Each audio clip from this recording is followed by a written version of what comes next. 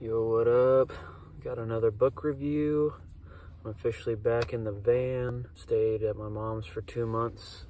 But now I'm back in here, which it's actually been pretty great being back. It's almost been a week. It's winter in Tulsa, Oklahoma.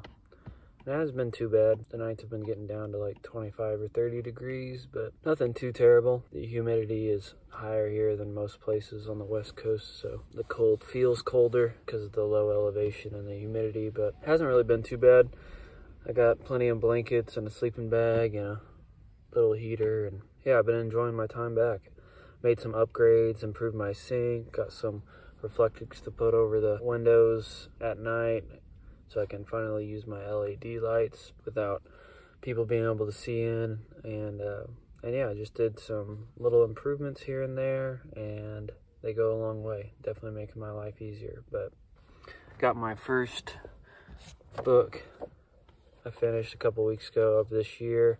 I was like halfway through when the year ended, so I was trying to read as many books as I could, but I kind of wanted to take my time with this one. I didn't want to rush it. And that is Stefan Zweig, Confusion.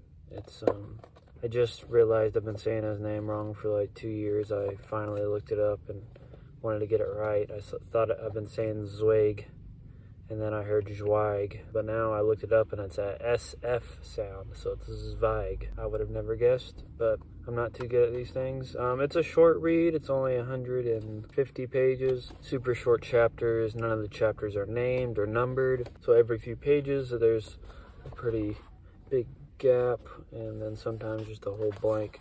So it's probably more like 130 pages. You know, NYRB, they seem to never fail.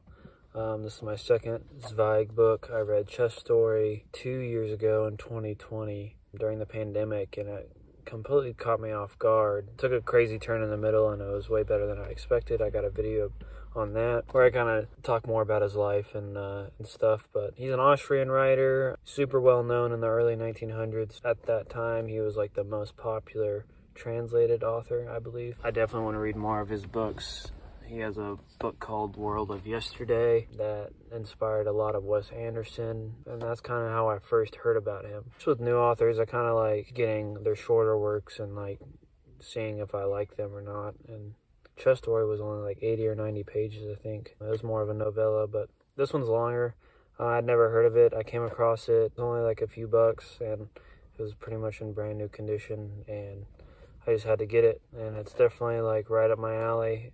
Anything that has to do with like literature professors or, you know, young and up and coming, you know, guys that are interested in literature and traveling and stuff like that are kind of my sweet spot. So I definitely had to give it a shot. 5 out of 5. Absolutely loved it. Definitely took another turn that I wasn't expecting. He knows how to write an ending for sure. Really enjoyable all the way throughout. If you're a fan of Stoner by John Williams, this is by far the closest book that will probably ever be.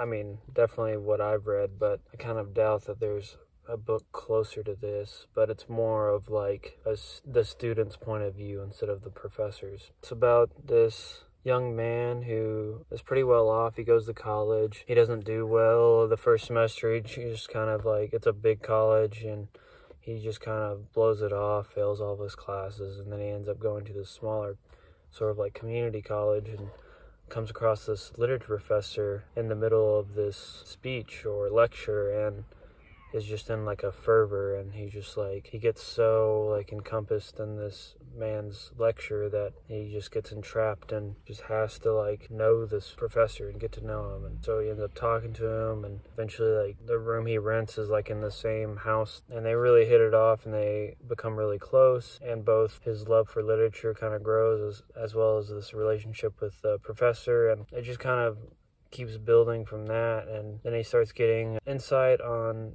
the professor's marriage, and it just kind of like a lot of weird vibes. He doesn't really understand what's going on with them, and then he kind of gets obsessed with being around the professor and kind of the obsession of knowledge as well. Finally a spark is lit, and he just doesn't want to do anything else. He's in his room reading day in, day out, and if he has the chance, he's with the professor studying, and the student eventually like wants to write down these lectures that the professor gets into, because The professor isn't really well known for any of his published works, and he hasn't really even published that much, maybe just like one thing, like 20 years ago or something like that. I'm not sure how old the professor is. I want to say in like mid-40s, maybe younger, something like that. But yeah, so they start, meeting up. Student, is writing down these lectures. Professor has to be in the right mood and kind of like in the right mindset, and to like get into his like rhythm and flow state kind of how he lectures, his peak performance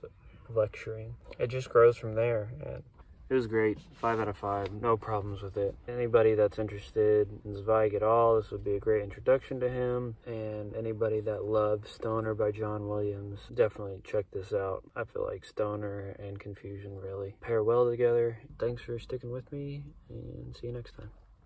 Peace.